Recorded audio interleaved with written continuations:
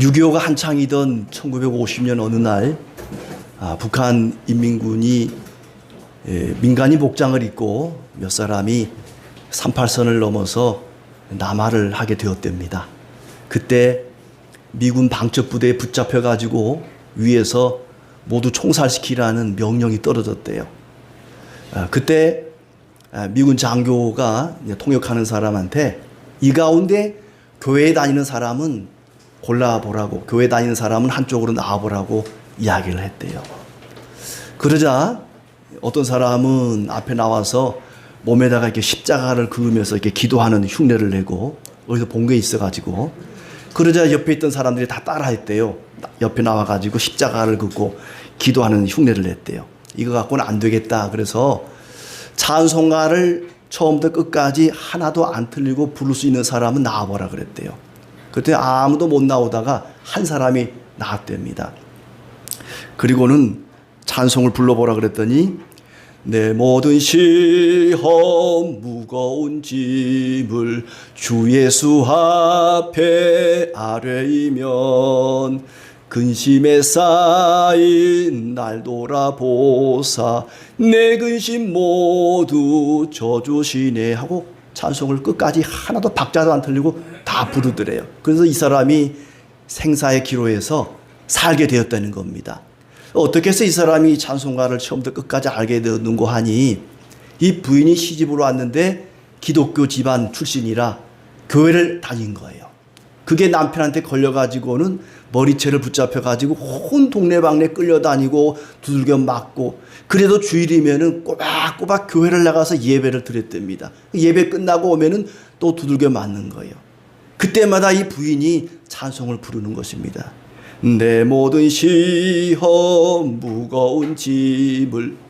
남편이 화가 났어요. 아니 이놈의 예편내가 10년이 되도록 노래를 그거밖에 모르냐고, 교회를 그렇게 오래 다녔는데 찬송가를 그거밖에 모르냐고, 내가 찬송가 그것만 배운 줄 아냐고, 교회 가가지고 당신을 위해서 얼마나 열심히 기도하는데 당신 목사 되게 해달라고 기도하고 왔다고. 이 예편내가 미쳤나, 내가 무슨 목사가 돼. 그리고 막 또 두개 패고 머리채를 그냥 끄집고 댕겼대요. 그 10년 동안 똑같은 노래를 반복해 들었으니 다 외우지 않겠습니까? 생사의 기로에서 그 노래가 생각이 난 거예요. 처음부터 끝까지 가사도 박자도 하나도 안 틀리고 다 불렀대요. 그래서 이 사람이 살아서 남한에 와가지고 뒤늦게 신학을 하고 진짜로 목사님이 되었답니다. 사람이 10년을 똑같은 노래를 들으면 다 외워버립니다. 노래도 그렇고 성경도 그렇고 하나님 말씀도 그렇고 계속해서 듣다 보면 그것이 내 것이 되는 겁니다. 내 안에 차곡차곡 쌓이지 않겠습니까? 하나님께서 신명기를 통해서 계속해서 우리에게 명령을 하십니다. 내 명령을 지키라. 여호와의 규례와 명령과 법도를 행하라. 왜 똑같은 말씀을 자꾸 반복하는 것일까?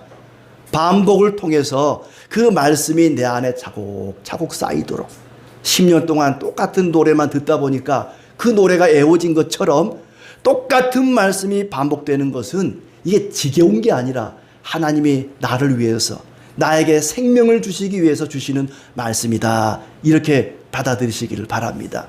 하나님께서 이스라엘 백성들에게 주시는 여러 가지 명령 가운데 또 한 번의 명령이 주어지고 있습니다. 너희들이 이제 이 요단강을 건너가면 약속의 땅, 가나안 땅에 이르게 될 텐데, 그 땅에 이르거든 커다란 돌에다가 석회를 바르고 그 석회 위에다가 하나님의 계명을 하나도 빠짐없이 다 써라, 기록을 해라. 돌 위에다가 말씀을 기록하는 것입니다. 아마 613가지 율법이 전부 다 기록되지 않았을까 싶은데, 아무튼 큰 돌에다가 석회를 바르고 그 위에다가 하나님 말씀을, 율법을 기록해라. 그리고는 가나안 땅 들어가거든 그 중심부에 있는 에발산에다가 그 돌을 세워라. 그리고는 이제 그곳에 돌로 만든 제단, 돌로 제단을 만들어서 그 위에 제물을 놓고 불태워 드리면서 번제와 화목제를 드리고, 그리고 함께 감사하고 기뻐하고 즐거워해라. 그리고 나서 해야 될 일이 뭔고 하니, 이제 아마 이 에발산과 그리심산이 가나안 땅 중심부에 있었던 것 같아요. 한쪽은 에발산, 한쪽은 그리심산입니다. 6지파는 그리심산에 서게 하고 6지파는 에발산에 서게 해서 가운데 골짜기에 제사장이 서서는 이제 하나님의 율법을 낭독해라. 저주의 말씀을 낭독하면 에발산에 있는 사람들이 아멘 할 것이고 축복의 말씀을 낭독하면 그리심산에 있는 6지파가 아멘 할 것이고, 이 아멘 한다는 말은 우리가 그렇게 살겠습니다. 도장을 찍는 거예요. 계약서에. 나중에 딴소리 못하도록 아멘 하라는 것입니다. 축복의 말씀, 저주의 말씀을 할 때에 아멘 하라. 아마 이 에발산과 그리심산이 그 가운데 막 그 거리가 한 200m 정도 된다고 그래요. 그러니까 양쪽에 산이 있으니까 이게 공명이 돼가지고 제사장이 낭독하고 또 레위인들이 중간에서 이어서 따라서 낭독을 하면 이게 음향 효과가 굉장히 멀리 있는 사람들까지 다 들을 수 있을 정도로 그렇게 좋았다 그래요. 아무튼 이스라엘 백성들이 양쪽에 있고 그 가운데 축복의 말씀과 저주의 말씀을 낭독하게 합니다. 이게 여호수아 8장 30절에 가면은 진짜로 이제 가나안 땅을 점령하고 나서 여호수아가 그렇게 합니다. 에발산의 6지파, 그리심산의 6지파를 놓고 가운데 저주의 말씀, 축복의 말씀을 낭독하고 양쪽에서 아멘 하도록 하는 것이죠. 자, 그 저주의 말씀이 14절부터 12가지가 먼저 나오고 있습니다. 그리고 이제 축복의 말씀이 28장에 나오고 있는데 거기에 보면은 여러 가지 축복의 말씀이 아주 다양하게 나오고 있죠. 그들이 가나안 땅에 들어가면 율법을 따라 살겠다, 하나님 말씀을 따라 살겠다는 그런 다짐하는 의식이라고 할 수가 있습니다. 이렇게 이제 이스라엘 백성들을 앞에 놓고 하나님의 율법을 낭독하게 하고 또 바위에는 석회를 바르고 율법의 말씀을 기록하게 하고. 자, 여기서 우리가 먼저 생각할 것은 8절에 보니까 이 돌에다가 하나님의 율법을 기록하는데 어떻게 기록하라 그랬느냐? 분명하고 정확하게 기록할지니라 그렇습니다. 분명하고 정확하게 기록할지니라. 바위에다가 석회를 먼저 바르면 이제 아직은 굳지 않았으니까 뭐 쉽게 손이나 뭐 나뭇가지로 쓸 수가 있겠죠. 그게 이제 굳으면 아주 딱딱한 돌처럼 딱딱한 그런 이제 비석이 되겠죠. 막 그 시대에 그 지역에 돌이 많았다 그래요. 죄인들을 이렇게 죽일 때 돌로 쳐서 죽이라 그러잖아요. 돌이 워낙 많은 거예요. 그리고 뭐 함무라비 법전, 그때 당시 그 이전에 쓰여졌던 것들인데 돌에 큰 게 비석처럼 그런데 이렇게 새겨져 있지 않습니까? 막 그런 것처럼 하나님의 율법을 바위에다가 돌에다가 새겨서 에발산에 세우는데 분명하고 정확하게 기록하라. 언제 어디서나 누가 보더라도 쉽게 볼 수 있도록, 쉽게 알아볼 수 있도록 정확하고 분명하게 기록하라 그렇습니다. 가나안 땅, 이스라엘 땅 중심부에다가 하나님의 율법을 돌에 새기는데 정확하게 분명하게 기록하라. 우리나라로 치자면은 저 광화문 광장 같은데 크게 비석을 세워놓고 거기다가 글자를 새기는 것과도 같습니다. 나라에, 국가에는 이제 그렇게 비석에다가 세우라 그랬고 각 집집마다, 집에는 문설주에, 집 대문 들어갈 때 그 대문 위에 있는 문지방은 이제 밑에고 문설주, 뭐 거기다가 하나님 율법을 기록하라 그랬죠. 또 각 개인들도 이마에다가 기록하라 그러고 손목에다가 말씀을 기록해서 메고 다니라 그러고. 요즘은 어디다가 기록합니까? 스마트폰에 다 있죠. 스마트폰 애플리케이션에 하나님 말씀이 다 들어있습니다. 아무튼 국가적으로도 가정적으로도 개인적으로도 하나님의 말씀이 분명하게 선명하게 알아볼 수 있도록 그렇게 새기라 그렇습니다. 남들에게 보여주기 위해서 나중에는 그렇게 되죠. 나는 하나님 말씀을 사랑하는 사람입니다. 그러면서 이마에다가 크게 써붙이고 다니는 거예요. 그러면 다른 사람은 볼 수 있지만 나는 안 보이잖아요. 여러분 이마에 있는 글씨가 여러분 눈으로 보여요? 거울로 봐도 거꾸로 보이잖아요.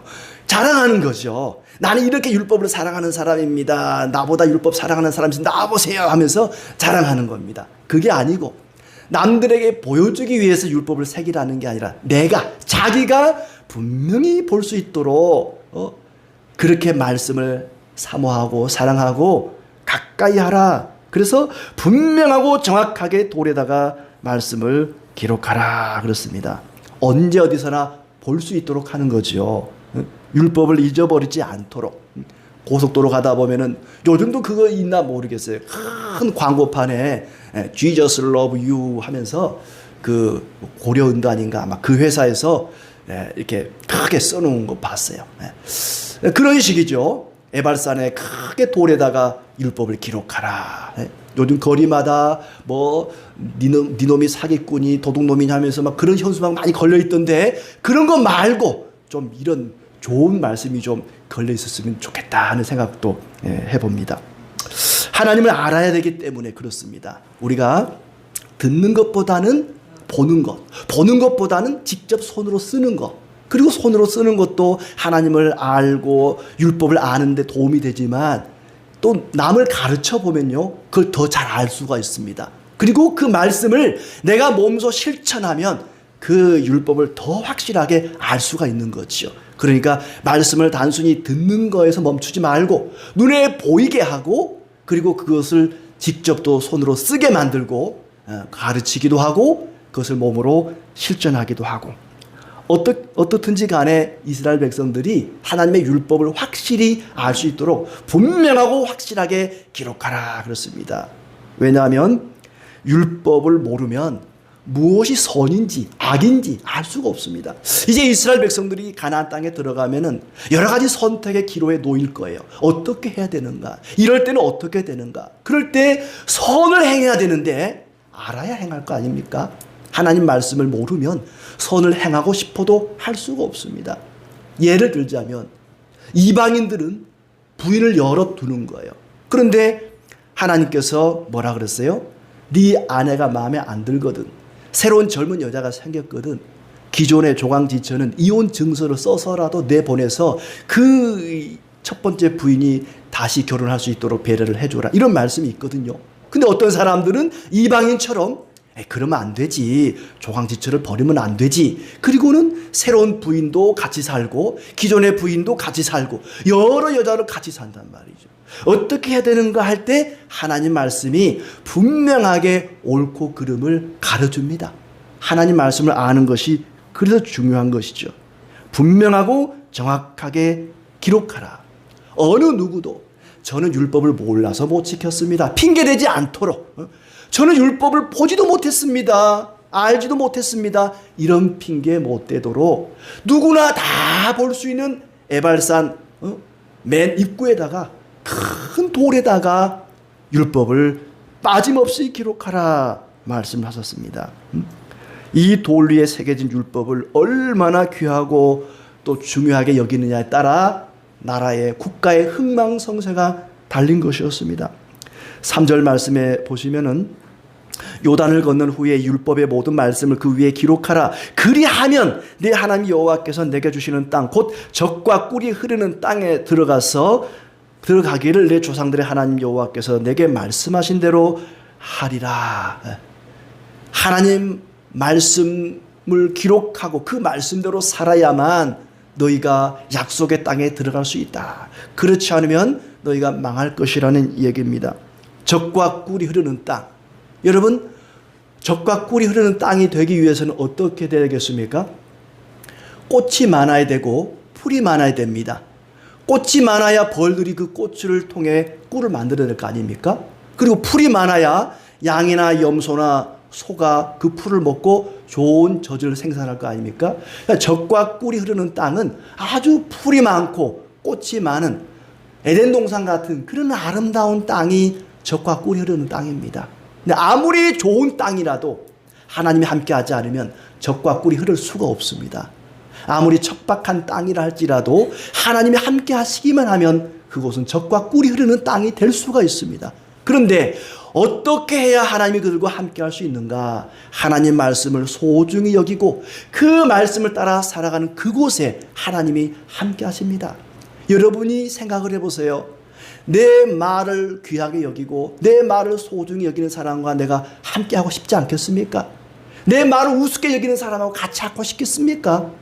이스라엘 백성들에게 율법을 소중히 여기도록 그 율법을 사모하고 사랑하도록 만드는 것은 하나님이 그들과 함께 하심으로 그 땅, 젖과 꿀이 흐르는 땅을 그들이 차지할 수 있도록 하는 것입니다. 그만큼 하나님의 율법은 이스라엘 백성들에게 흥망성쇠를 가르는 중요한 지표가 되기 때문에 그것을 선명하게 확실하고 분명하게 기록하라는 것입니다.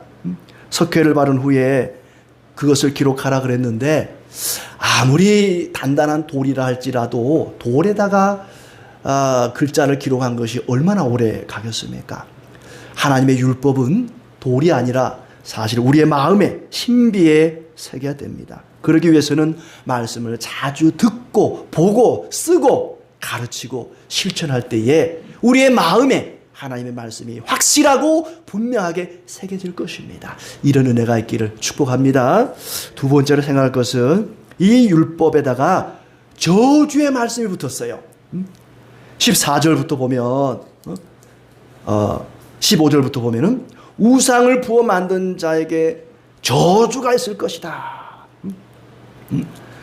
은밀히 세우는 자는 저주를 받을 것이라. 뒤에 계속 저주를 받을 것이라, 저주를 받을 것이라. 율법의 말씀을 말씀하신 다음에 그 뒤에다가 저주를 받을 것이다. 물론 28장 가면 이제 축복의 말씀이 나오기도 합니다만 먼저 저주의 말씀을 하고 있습니다. 왜 율법에 저주의 말씀이 붙었을까? 그건 떼어버리지. 뭐 부모를 공경하라, 이웃을 사랑하라, 뭐 도둑질하지 말라, 그러면 됐지. 왜 그렇게 하지 않으면 저주를 받을 것이라고 말씀하셨는가?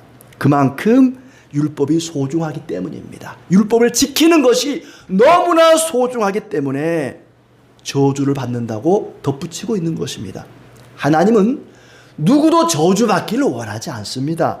모두가 다 축복을 받기를 원하시죠. 28장 20절부터는 구체적으로 그 저주의 형벌이 어떤 것인가를 이야기하고 있습니다. 율법은 저주와 연결되어 있습니다. 율법을 어기면 모조리 저주를 받는다고 되어 있습니다. 그 율법을 지키지 못하면 누구나 저주를 받게 됩니다. 그럴 수밖에 없는 게 율법을 내팽개쳐버리면 그 율법을 주신 하나님을 내팽개친 겁니다. 하나님을 내버리는데 하나님이 가만히 있겠습니까? 하나님도 그 사람을 내버린다는 것입니다. 율법을 내버리는 것은 하나님을 내버리는 것이고 하나님을 내버리면 하나님도 그 사람을 내버립니다. 그게 저주를 받는 것이죠. 율법을 받을 때 그래서 이스라엘 백성도 두려웠습니다. 하나님이 우리에게 율법을 말씀하시 두렵습니다. 직접 말씀하지 마시고 모세를 통해 말씀해 주십시오. 두렵습니다. 우리도 역시 두렵습니다.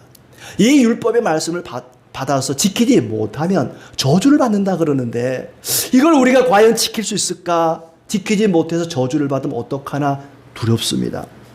그런데 율법을 지키지 못하면 저주를 받는다는 말은 그들을 사랑하기 때문에 그런 것입니다. 엄마가 아이한테 얘야 너 내일 받아쓰기 시험 보는데 그 시험 볼 문제 10번 써야 돼. 10번. 너 10번 다 못 쓰면 10대 맞는다.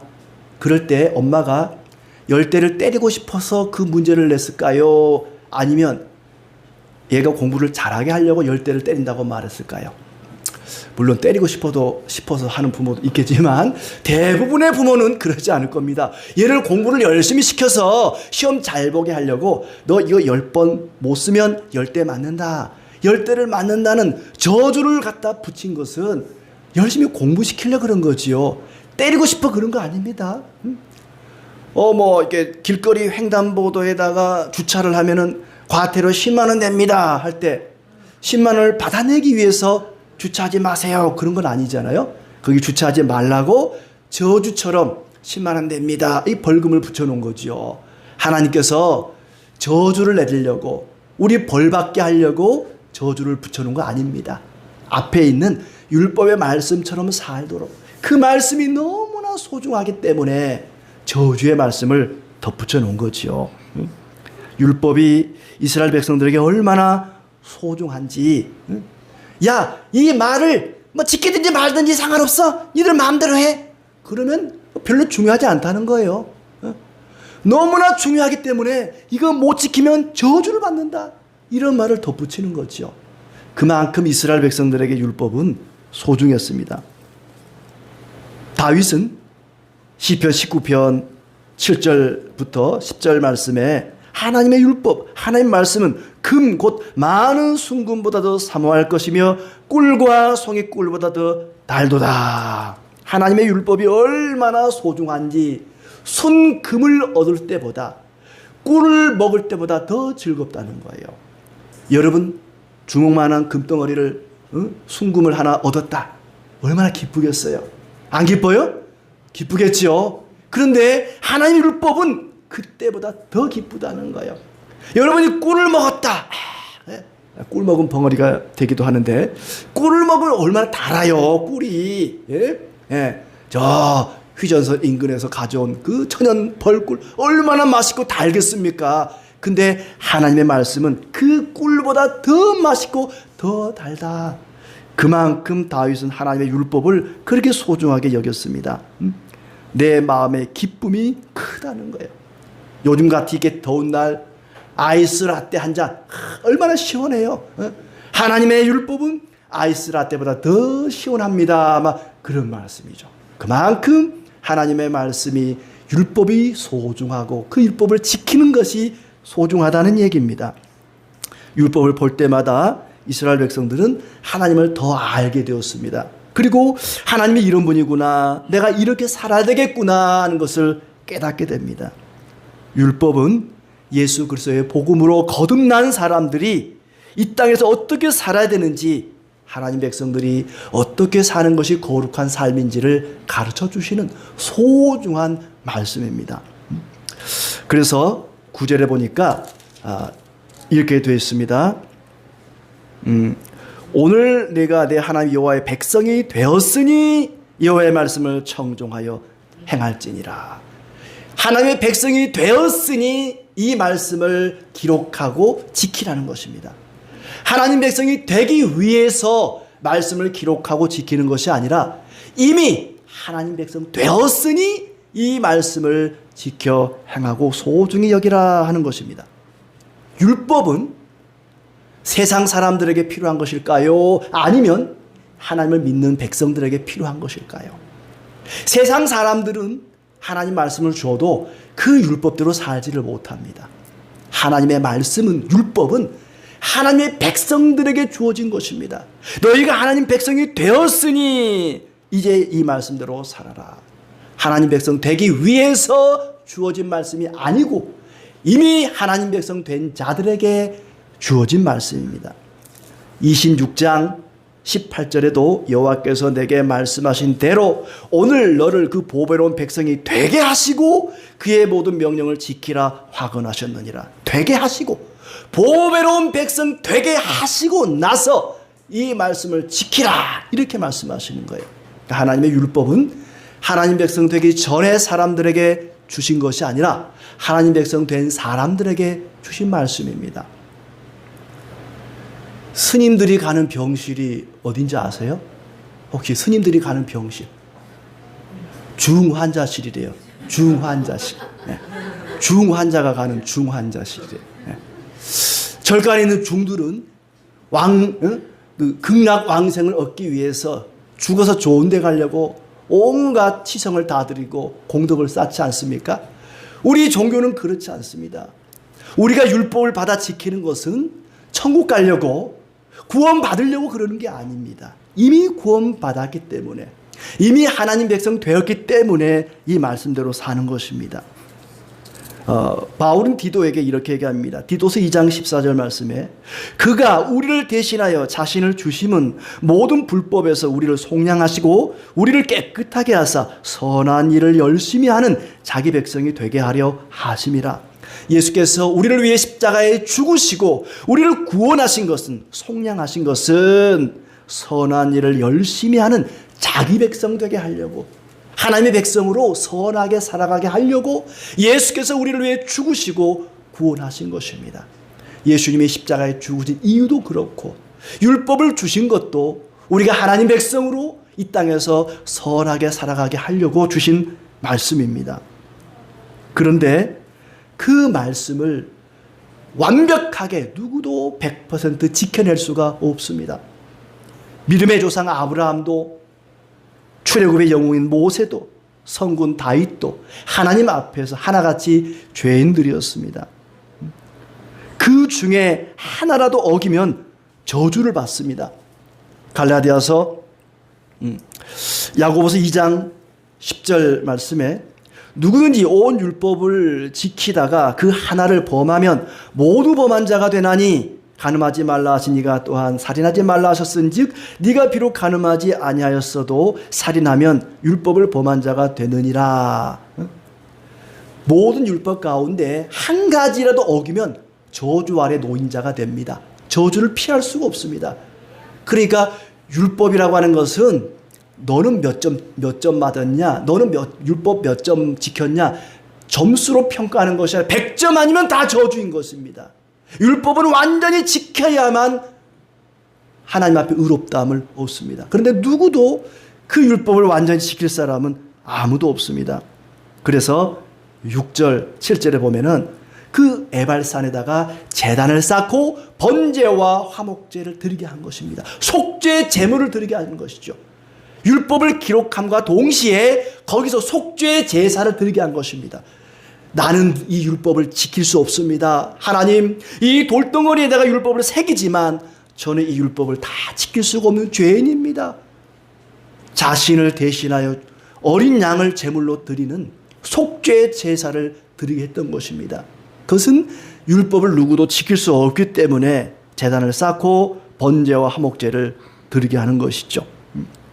화목제를 드리는 것은 하나님 은혜에 대한 감사와 즐거움을 함께 나누는 것입니다.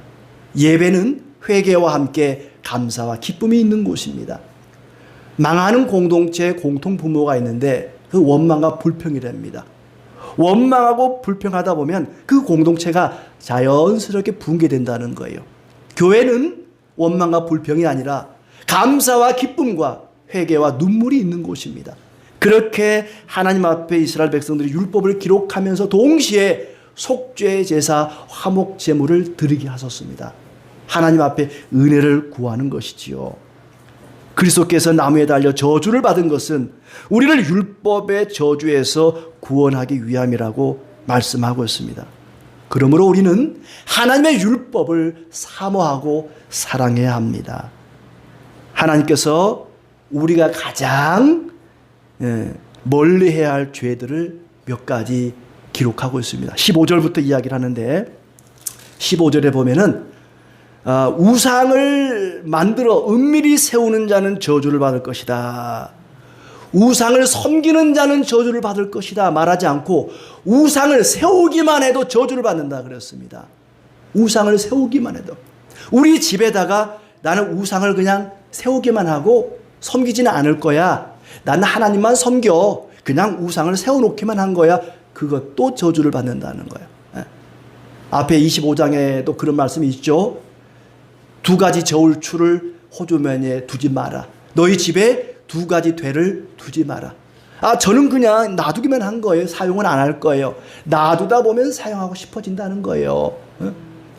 저는 그냥 우리 집 냉장고에 그냥 쇠조를 그냥 하나 놓기만 한 거 절대 먹으려고 그런 거 아닙니다. 놔두면 먹고 싶은 생각이 든다는 거예요. 그 뭡니까? 그 일본 칼. 장식용으로 그냥 놔둔 거예요. 그걸로 사람 죽이지 않았습니까? 그냥 놔두기만 한 거예요. 이것도 하나님이 싫어한다는 거예요. 우상 섬기지 않아도 집에다 놔두기만 해도 저주를 받는다고 말씀하십니다. 하나님을 우습게 여기는 거지요. 또 16절에 보니까 부모를 경홀히 여기는 자, 부모를 공경하지 않는 자도 저주를 받을 것이다. 어떤 사람이 아버지가 자기 형제들을 놔놓고 집을 나갔대요. 수십 년 동안 바깥에 돌아다니다가 한 번도 집에 찾아오지도 않고 어느 날 아버지가 이제 돌아가셨다고 시신을 가져가라고 연락이 왔더랍니다. 근데 아무도 안 가는 거예요. 그 사람이 무슨 우리 아버지야 그리고. 근데 그 중에 한 아들이 가가지고 아버지 시신을 가지고 왔대요. 동네 사람들이 물어봤습니다.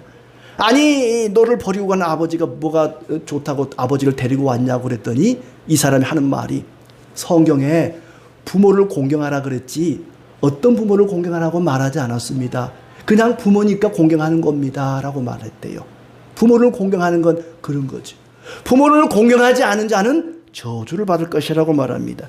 또 17절에 남의 땅을 탐내는 자, 남의 물건을 함부로 손대는 자, 그리고 성적으로 문란한 자도 저주를 받는다 그랬습니다. 18절에 보니까 앞을 볼 수 없는 맹인, 장애를 가진 사람, 사회적으로 약한 약자들을 이용하고 함부로 대하고 억울하게 하는 사람도 저주를 받을 것이다. 며칠 전에 운전을 하고 하는데 그때 초보 운전 뒤에 이렇게 뭐 여러 가지 말을 써놓잖아요. 거기 글이 써 있어요. 차라리 추월해 가시면 제 마음이 편할 것 같아요. 이렇게 써 있더라고. 얼마나 교통 약자입니까? 그런 사람 양보하고 배려하고 친절을 베풀어야 되는데 막 가가지고 안 간다고 빵빵거리고 그냥 빵도 아니야 빵거리고 그냥 말이야. 앞에 추월하고 그냥 막 욕하고 말이야. 그 얼마나 참 못된 사람들이에요. 하나님 백성 그러면 안 된다는 겁니다. 하나님 백성들은 약한 사람, 몸이 약하든 사회적으로 뭐 약하든 약자들을 잘 배려하고 존중하는 사람이다. 알고 보면 이 율법을 지키는 사람은요 멋진 사람들입니다. 하나님 말씀대로 사는 사람들이 얼마나 아름다운 사람들인지 몰라요. 괜찮은 사람 아닙니까? 부모를 공경할 줄 알고 약한 사람 배려할 줄 알고 정결하고 거룩하고 얼마나 멋진 사람들입니까? 하나님은 우리가 그렇게 살기를 바라는 마음으로 율법을 주신 것입니다. 구원을 받기 위해서 주신 것이 아니라 하나님 백성 되었으니 너희는 이렇게 살아라 하고 말씀을 주셨습니다. 하나님께서는 그것을 우리가 지키지 못할 줄 이미 아시고 하나님의 어린 양 예수 그리스도를 십자가에 제물로 내어주지 않았습니까? 우리가 지키지 못한 율법의 저주를 예수님께서 십자가에서 온몸으로 받아내신 것입니다. 그 율법을 온전히 지키신 분은 바로 예수 그리스도밖에 없습니다. 그리고 우리에게 예수님을 닮으라고 말씀하십니다. 우리는 예수 그리스도를 믿음으로 하나님 백성이 된 사람들입니다. 이제 예수님을 믿는 사람들에게는 성령이 오셔서 그 율법을 알게 하시고 그 율법을 지킬 수 있는 힘을 주셨습니다. 예레미야 31장 31절 말씀에 여호와의 말씀이니라 보라 날이 이르리니 내가 이스라엘 집과 유다 집에 새 언약을 맺으리라. 이 언약은 내가 그들의 조상들의 손을 잡고 애굽 땅에서 인도하여 내던 날에 맺은 것과 같지 아니할 것은 내가 그들의 남편이 되었어도 그들이 내 언약을 깨뜨렸음이라. 여호와의 말씀이니라. 그러나 그 날 후에 내가 이스라엘 집과 맺은 언약은 이러하니 곧 내가 나의 법을 그들의 속에 두며 그들의 마음에 기록하여 나는 그들의 하나님이 되고 그들은 내 백성이 될 것이라. 여호와의 말씀이니라. 예수님을 믿는 자들은 성령께서 마음에 율법을 새겨주신다 그랬습니다. 우리 마음판에 하나님 말씀이 새겨져 있습니다. 그리고 그 말씀을 지킬 새 영을 성령을 우리에게 부어주셨습니다. 마음이 청결한 자, 마음이 깨끗한 자에게 성령으로 거듭난 사람에게 하나님께서 말씀을 율법을 새겨주십니다. 그 영화 감독이나 드라마 연출가들이 이 배우를 캐스팅할 때요 제일 주안점이 뭐냐면은 그 사람의 캐릭터가 너무 강하면 안 된대요. 이 사람에게 어떤 역할을 맡겨도 소화할 수 있는 백지 상태의 배우를 너무나 좋아한다는 거예요. 그래야 이 사람에게 어떤 역할을 맡겨도 다 소화를 해낼 수가 있거든요. 특히 뮤지컬 같은 경우는 한 사람이 여러 역할을 하잖아요. 그러니까 너무 이 사람의 캐릭터가 뭐 이렇게 불량배 캐릭터가 강하다든지 무슨 뭐 정치인 캐릭터가 강하다든지 너무 강하면 다른 역할을 맡길 수가 없다는 거예요. 백지 같은 그런 사람에게 역할을 맡겨야 되니까 그런 사람을 캐스팅하기 좋아한다는 우선순위로 삼는다는 것입니다. 마치 미술가가 백지 상태의 이 종이에다가 그림을 그리기를 좋아하는 것처럼 하나님께서도 우리의 마음이 성령으로 거듭나서 정결한 사람, 그 사람에게 하나님 율법을 새겨주기를 좋아하는 것입니다. 하나님께서는 우리가 예수님을 믿으면 성령이 우리 마음속에 율법을 기록해 주시고 그 율법의 말씀을 지킬 수 있는 능력도 더하여 주십니다. 새 언약을 받은 사람은 율법이 그 마음에 새겨주고 그 율법을 기꺼이 따르려고 하는 마음이 생겨나는 것입니다. 오늘 이 말씀대로 행하라 그렇습니다. 10절 말씀에 내가 오늘 내게 명령하는 이 명령과 규례를 행할지니라. 오늘 하나님 명령을 지켜 행하는 일은 내일로 미룰 일이 아닙니다. 하나님, 저는요 지금 믿음이 너무 약해요. 믿음이 조금 더 잘하면 그때 할게요. 제가 좀 신앙생활하기 환경이 좋아지면 그때 가서 말씀대로 살게요. 아직은 좀 그대로 살기 곤란합니다. 그러면 안 된다는 것입니다. 오늘, 바로 오늘부터 하나님 말씀대로 사는 것입니다. 그렇게 하나님 말씀을 마음판에 새기고 그 말씀을 따라 사는 사람을 하나님은 기뻐하십니다. 너는 몇 점, 너는 몇 점, 그렇게 우리가 몇 점짜리 성도인가를 점수로 평가하지 않습니다. 하나님의 말씀을 사모하고 그 말씀을 사랑하는 자를 하나님은 사랑해 주시고 그가 손으로 하는 범사에 복을 내려주실 것입니다. 이 은혜가 있기를 진심으로 축복합니다.